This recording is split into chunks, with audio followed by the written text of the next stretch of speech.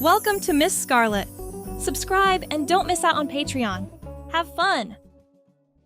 In the dim quiet of the apartment, the only sound was the unnerving scuffle from the disordered bedroom, like a wild animal trapped in a vortex. Waylon's anxiety heightened with each passing second as he desperately sought a lifeline in a jumble of possessions. The urgency was tangible. His phone's fleeting power added to the mounting tension. Darkness shrouded the room, only emphasizing the urgency of his mission. The critical task now was to locate the missing charger, but it was as if the apartment had swallowed it whole. He sighed, dragging his fingers through his hair in exasperation. Emma's room was the last resort, and he hated invading her privacy, but the situation felt desperate enough to warrant the intrusion. Dressed in a plain gray t-shirt and worn jeans, Waylon carefully navigated through Emma's cluttered space. His tall frame moved cautiously among the scattered books and clothing that characterized his roommate's eclectic style. The black phone slipped from his fingers, landing with a final flash before going dark. Perfect, he grumbled, now searching with renewed urgency. His fingers brushed against something in the back of Emma's nightstand drawer, not the flexible cord he expected, but a smooth, hard case. Curiosity piqued, he pulled it forward into the light. A sleek black makeup kit with gold clasps glinted under the room's soft lamp glow. This doesn't look like Emma's usual stuff, he whispered to himself. The expensive-looking case contrasted sharply with Emma's typical drugstore makeup scattered across her vanity. Without thinking, Waylon unlatched the clasps. The kit opened to reveal an organized array of cosmetics, foundations, powders, brushes, and various items he couldn't name. Everything looked barely used, pristine in their compartments. His fingers hovered over the contents, a strange magnetism drawing him closer. The logical part of his brain urged him to close the case and continue searching for the charger, but something deeper kept his attention fixed on the makeup. Waylon glanced toward the doorway, confirming he was alone. Heart racing, he carried the case to Emma's vanity mirror and set it down carefully. The reflection that stared back showed his angular features, strong jawline, and the 5 o'clock shadow darkening his face. Just curious, he justified to his reflection, picking up what appeared to be mascara. He'd watched Emma apply makeup countless times while they chatted before nights out. How difficult could it be? The wand felt awkward in his large hand. Leaning toward the mirror, he tried to apply the dark substance to his lashes, flinching as it touched his eyelid instead, leaving a black smudge. Damn it, he muttered, reaching for a tissue. After wiping away the mistake, he tried again with more care. This time, the mascara clung to his lashes, instantly making his brown eyes appear larger, more defined. The transformation, though minimal, startled him. He blinked at his reflection, seeing his face anew. Without hesitation, he reached for a tube of lipstick next, a deep red shade that seemed to call to him. The smooth texture glided across his lips, leaving behind a crimson trail that reshaped his mouth. He pressed his lips together as he'd seen Emma do, distributing the color evenly. The man in the mirror began to shift, softening around the edges. Waylon tilted his head, examining the subtle changes with fascination rather than the disgust or embarrassment he might have expected. His eyes drifted to Emma's closet, partially open with clothes visible inside. Before he could second-guess himself, he stood and approached it, fingers trailing along the hanging fabrics until they stopped on a light pink blouse with delicate buttons. Just to see, he whispered, pulling the blouse from its hanger. Next to it hung a white skirt with gentle pleats. His hands trembled slightly as he collected both items. Minutes later, he stood again before the mirror, transformed. The pink blouse hugged his torso differently than his usual t-shirts, the material softer against his skin. The white skirt fell just above his knees, exposing legs that suddenly seemed vulnerable without the coverage of denim. Something unlocked inside Waylon's chest. A door opening to a room he never knew existed within himself. The person in the mirror looked right somehow, in a way he couldn't articulate. The discomfort he typically felt in his own body had vanished, replaced by an unfamiliar sense of alignment. So absorbed was he in this revelation that he didn't hear the apartment door open, didn't register the footsteps approaching until Emma appeared in the doorway's reflection. "Waylon! What are you?" Her words cut off abruptly. Panic surged through him. He spun around, hands instinctively moving to cover himself, as though he stood naked rather than clothed. "Emma! I was looking for the charger and I can explain." But the words died in his throat because there was no explanation he could offer that wouldn't sound absurd. Rather than the disgust or anger he expected, Emma's expression shifted from surprise to something softer, more contemplative. She leaned against the doorframe, arms crossing over her chest. "The charger's in the kitchen," she said calmly. "Behind the coffee maker." Her eyes traveled over his appearance, not judgmentally, but with careful assessment. "That blouse looks better on you than it ever did on me." The tension in Waylon's shoulders eased slightly, though shame still burned beneath his skin. "I don't know what came over me. I found your makeup kit and I shouldn't have touched your things without asking." Emma stepped fully into the room, closing the door behind her. "That kit was a gift from my sister. Too fancy for my taste." She moved closer, studying his face. "Your mascara application needs work, but the lipstick shade suits you." Waylon blinked in confusion. "You're not freaked out?"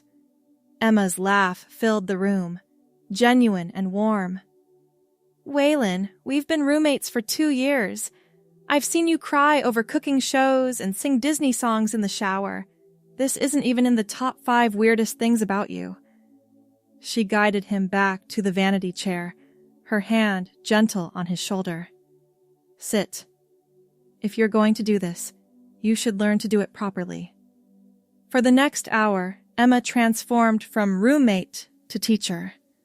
She removed the smudged makeup from his face and started fresh, explaining each step with patience and precision. "Foundation first," she instructed, demonstrating how to apply the liquid evenly across his face. "You have great skin, but this helps create a blank canvas." Waylon watched, fascinated, as Emma worked. The brush strokes felt intimate, caring in a way that made his throat tight with emotion. "Then we contour," she continued, using a darker powder to accentuate his cheekbones and slim his nose. "Makeup isn't about hiding who you are. It's about enhancing what's already there." When she moved to eyeshadow, she selected soft browns that complemented his eyes. "Close," she directed, her fingertips delicately brushing across his eyelids. "Makeup is an art, and your face is the canvas." The mascara came next, applied with a precision Waylon hadn't managed earlier. Finally, Emma selected a different lipstick, a softer pink rather than the bold red he had chosen. "There," she said, stepping back to admire her work. "Take a look."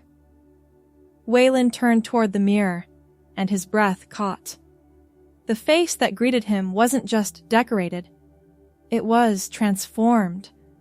Emma's skilled application had softened his features without masking them, highlighting aspects of himself he'd never noticed before. I look... he began, unable to finish the thought. Beautiful, Emma completed for him. You look beautiful, Waylon. The word struck him like a physical force. Beautiful, not handsome, not good-looking. Beautiful, and for the first time in his life, it felt like the right word. I've never felt like this before, he admitted quietly, unable to look away from his reflection. Like I'm seeing myself clearly for the first time. Emma sat on the edge of her bed, watching him with thoughtful eyes. Have you ever thought about this before? Dressing this way? Waylon considered the question, searching his memory for signs he might have missed. Not consciously, he answered honestly. But now that I'm here, it feels familiar somehow, like coming home after a very long trip. They talked late into the night, Emma sharing techniques, and Waylon opening up about feelings he'd buried so deeply he hadn't recognized their existence. The makeup kit that had started as a curious discovery became a key, unlocking a door to self-understanding Waylon hadn't known he needed. By the time exhaustion finally claimed them both, something fundamental had shifted. Waylon had entered Emma's room as one person and would leave as another. Or perhaps, more accurately, as the person he had always been beneath the surface, finally allowed to breathe. The morning light filtered through the curtains, casting a warm glow over the apartment. Waylon stood in front of his own mirror, examining his clean face with new awareness. After last night's revelations, returning to his usual appearance felt like donning an ill-fitting costume. Emma knocked softly on his open door, 2 coffee mugs in hand. "Morning," she said, offering one to him. "How are you feeling?" Waylon accepted the coffee gratefully. Like my entire life just got rewritten, he admitted. But in a good way, I think. She leaned against the doorframe, studying him over the rim of her mug. You know, I have some clothes that might fit you better than what we tried last night, if you're interested. The offer hung in the air between them, significant in its simplicity. This wasn't just about borrowing clothes for a one-time experiment anymore. This was about exploration, about possibility. I'd like that, Waylon replied, surprised by the steadiness in his voice. Over the next weeks, Emma's closet became a treasure trove of discovery. Evenings were spent trying different styles, learning which cuts flattered his frame, which colors complemented his complexion. The brown-haired reflection in the mirror grew more confident with each passing day. I think you need your own things, Emma announced one evening, closing her laptop decisively. My clothes aren't quite right for your build, and you deserve pieces that were made for you. The idea of shopping, of publicly acknowledging this new aspect of himself, sent a flutter of anxiety through Waylon's chest. I don't know if I'm ready for that. Emma's expression softened with understanding. We can start online, she suggested. No pressure, no prying eyes, just you finding your style. That night, they created a new email account and placed the first order, a simple blue dress with a fitted waist, black leggings, and a cardigan that could easily transition between Waylon's developing identities. When the package arrived 3 days later, Waylon's hands trembled as he opened it. Unlike Emma's borrowed clothes, these were his, chosen intentionally, purchased with purpose. The blue dress felt different against his skin, not just in fit, but in significance. Standing before the mirror, Waylon saw not just a man in women's clothing, but a person becoming whole. It needs something, Emma observed, her head tilted critically. She disappeared into her room, returning with a simple silver necklace. Here. The delicate chain around his neck completed the transformation. The person in the mirror wasn't Waylon wearing a dress. She was someone new yet familiar, someone who had always existed beneath the surface. I think, Waylon began, voice hushed with the weight of realization. I think I need a name. When I'm like this, I mean. Emma considered this, her expression thoughtful. What feels right to you? Names flowed through Waylon's mind, some borrowed from books and movies, others seemingly appearing from nowhere. None seemed to fit until a memory surfaced, his grandmother talking about the name his parents would have chosen had he been born female. Wendy, he whispered, testing the sound. I think I'd like to be Wendy.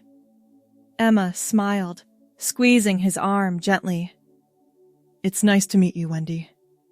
The name settled over him like a comfortable blanket. For the next several hours, Waylon existed as Wendy, moving differently, speaking with a slightly higher inflection that felt natural rather than forced. When midnight approached and exhaustion set in, a new anxiety emerged. The prospect of removing the makeup, hanging up the dress, and returning to Waylon felt like preparing for a performance rather than resting. Emma, Wendy asked quietly, what if I don't want to go back?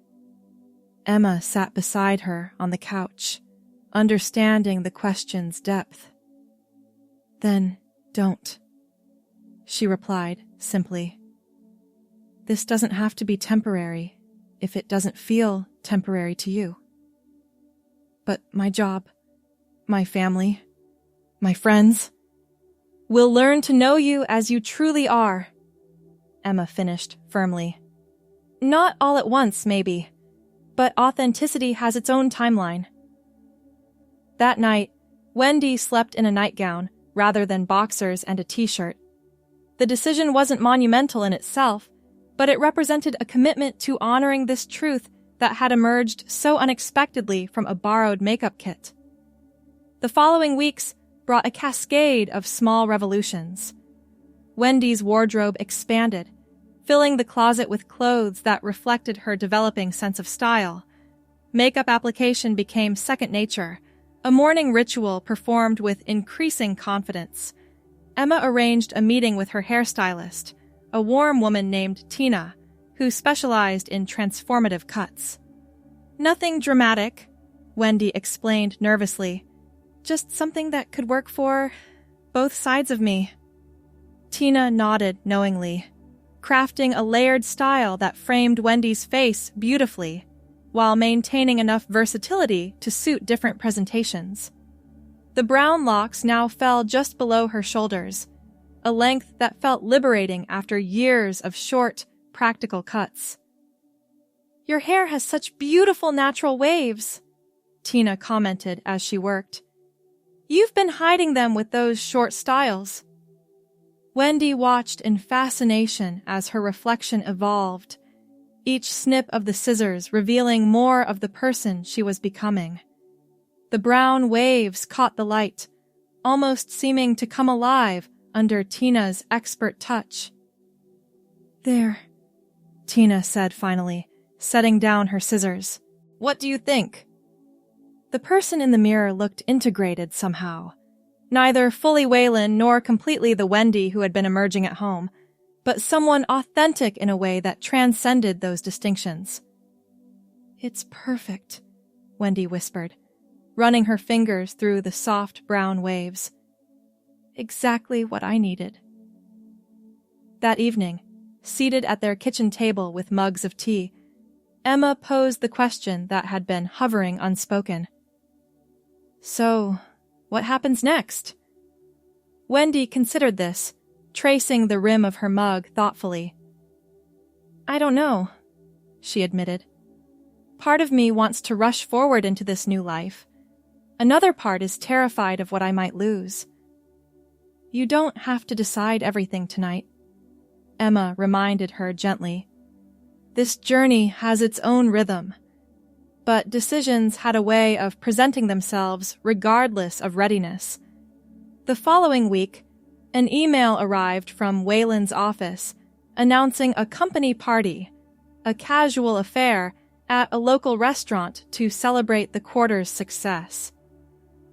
You could go as Wendy, Emma suggested when Wendy showed her the invitation. If you're ready. The prospect sent equal waves of terror and exhilaration through Wendy's body. Her colleagues knew her only as Wayland, the quiet software developer who kept to himself. The idea of arriving as Wendy seemed simultaneously impossible and inevitable. I don't think I can, she whispered, arms wrapping protectively around herself. Not yet. Emma didn't push, understanding the magnitude of such a step. Instead, she offered a compromise. What about a trial run? We could go somewhere you've never been, where no one knows you as Wayland, just to see how it feels to be Wendy in the world. The suggestion blossomed into a plan. They chose a restaurant across town, far from their usual haunts. Wendy selected a forest green dress with three-quarter sleeves, elegant without being flashy. Emma helped with her makeup, keeping it natural enough for a casual dinner. The car ride passed in nervous silence, Wendy's hands fidgeting in her lap. What if people stare? What if they know? Some might stare, Emma acknowledged honestly. But most people are too wrapped up in their own lives to notice much about strangers. And even if they do notice something, so what? You're living your truth. The restaurant's warm lighting and bustling atmosphere provided a comforting anonymity. The host smiled politely, leading them to a corner table with a simple, "Right this way, ladies." Ladies. The word washed over Wendy like a benediction. She walked taller, her nervousness receding with each step. Their waiter approached with professional courtesy, taking their drink orders without a flicker of questioning or confusion. "And for you, ma'am?" he asked Wendy directly, his expression neutral and respectful. "The house red, please," she responded, her voice finding a natural register that felt neither forced nor false. Throughout the meal, Wendy existed simply as herself, received by the world as the woman she was presenting. No dramatic confrontations occurred, no awkward questions arose. The evening unfolded with beautiful ordinariness. "How does it feel?" Emma asked as they shared a dessert. Wendy considered the question, searching for words to capture the profound rightness of the evening. "Like I've been holding my breath for 30 years and finally learned I'm allowed to breathe." The success of that evening became a catalyst. Small excursions followed. A movie theater, a bookstore, a walk in the park. Each outing strengthened Wendy's confidence, solidifying her understanding that this wasn't merely experimentation, but emergence. When the company party arrived, Wendy made her decision. She arrived not as Wayland in uncomfortable formal wear, but as herself in a midnight blue cocktail dress that matched her eyes. Conversations stalled momentarily as she entered, colleagues trying to place the familiar yet different face. Her direct supervisor, Daniel, approached first, recognition dawning in his eyes. "Wayland?" he asked quietly. "Wendy, actually," she corrected gently. "I'm still the same person, just more accurately presented." Daniel processed this, nodding slowly. "Wendy," he repeated, offering his hand. "Welcome to the party. Can I get you a drink?" The simplicity of his acceptance opened a floodgate. Most colleagues followed his lead, adjusting with varying degrees of confusion but ultimate acceptance. A few kept their distance, uncomfortable with the change, but their discomfort felt increasingly like their problem rather than hers. The weeks that followed brought practical considerations. Wendy scheduled a meeting with HR to discuss her transition in the workplace.